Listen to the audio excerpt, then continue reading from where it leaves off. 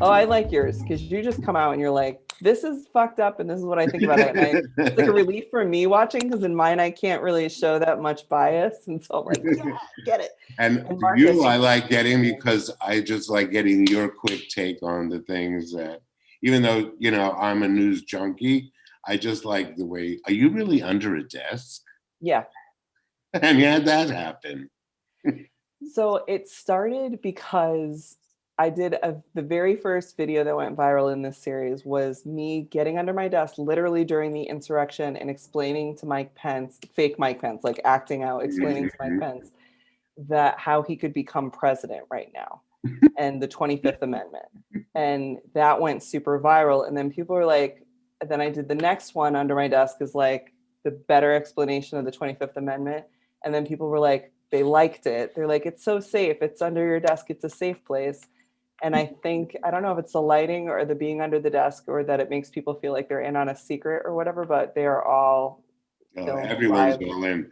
What kind of lighting do you do? Just regular, or do you have like? I have lights and stuff, but mostly like I'll turn on all the lights on top of the desk, and then the way I set the camera, it'll catch enough that it's like beauty mode all over. But it's so now it's under the desk. People like it. It makes them feel safe. They expect you to be there. They expect me to be there. It does make sense for the way that I'm telling the news, that it's like sort of this like Cliff's Notes version, like a secret almost or something. Right. It's not the full story. It's just like real quick what you need to know before the test. No, I'm obsessed with it personally. The thing I got known for in women's leadership and queer leadership workshops was taking the scary out of owning a business. And I think it's the same kind of thing here. You're just taking the scary out of the news. You don't have to be afraid. Like, here's just the things that happen.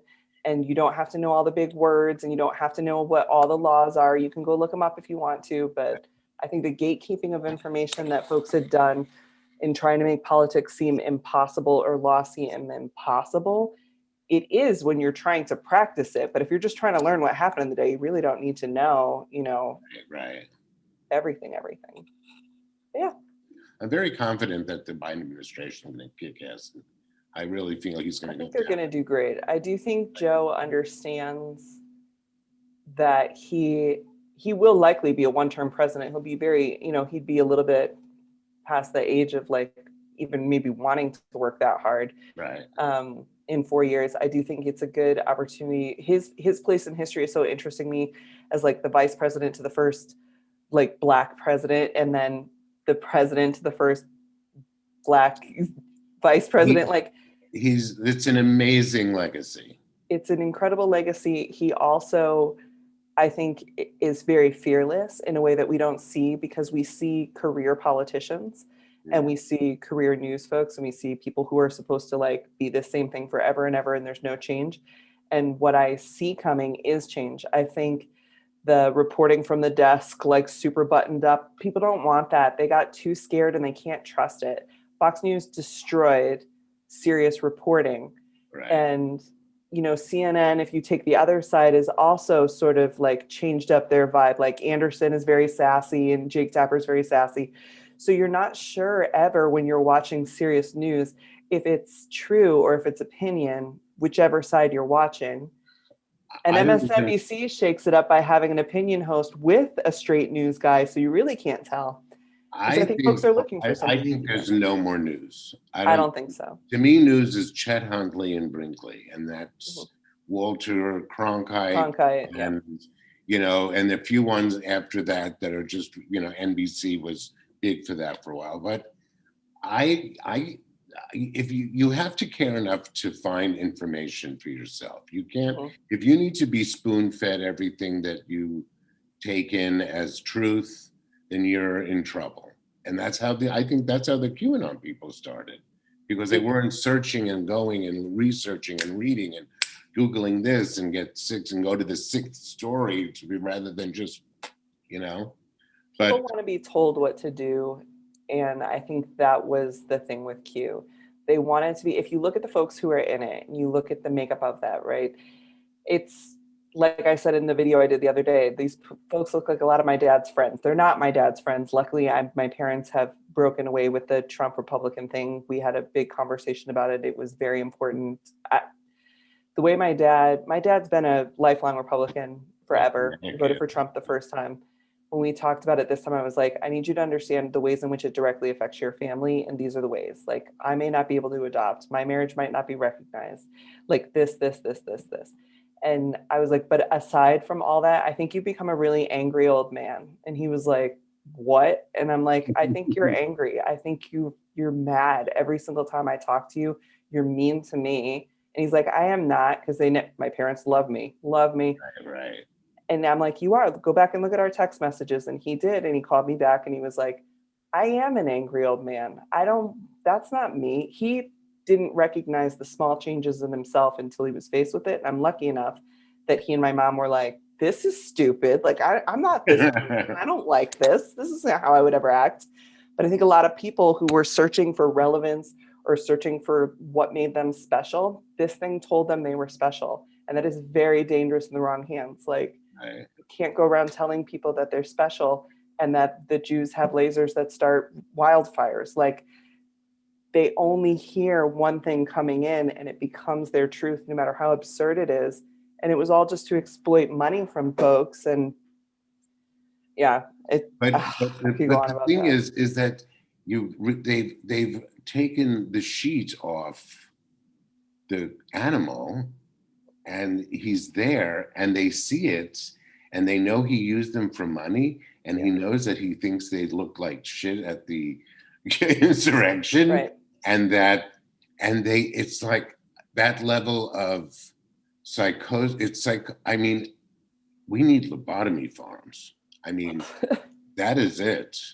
The They need to deep, go to a place where they'll get their vaccine and a lobotomy all at once, a modified lobotomy. yeah, If that's a a little too extreme, deprogramming. or a little, if that's too extreme, there are these very modified versions of electroshock therapy where it takes out some of the neurons on the upstills. But, I mean, you can't, they're never going to come back around. I'm never Yeah. going to, I was actually on a podcast today, a conservative podcaster invited me, met me through here. He wanted to have, because, I'm crazed, Yeah.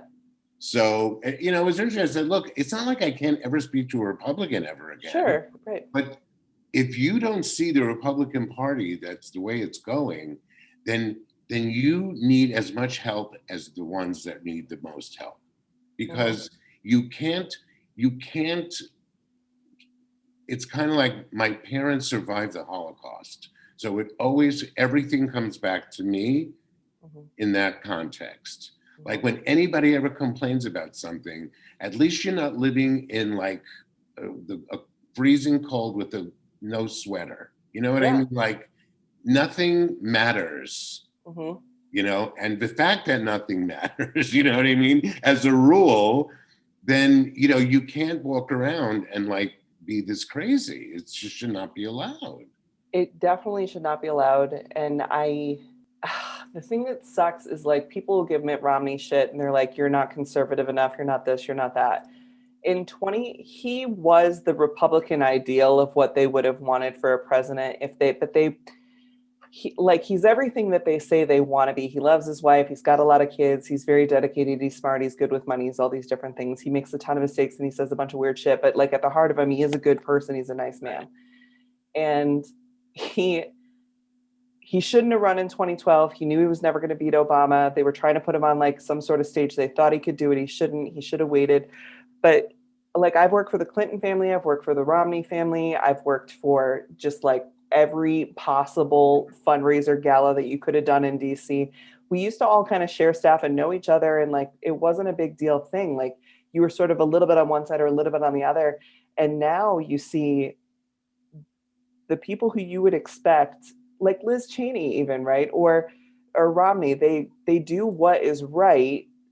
They're not democratic by any means, No. but they do what's right in a case where it's so extreme, like the insurrection, and they're like, no, that's not, we gotta all agree on that.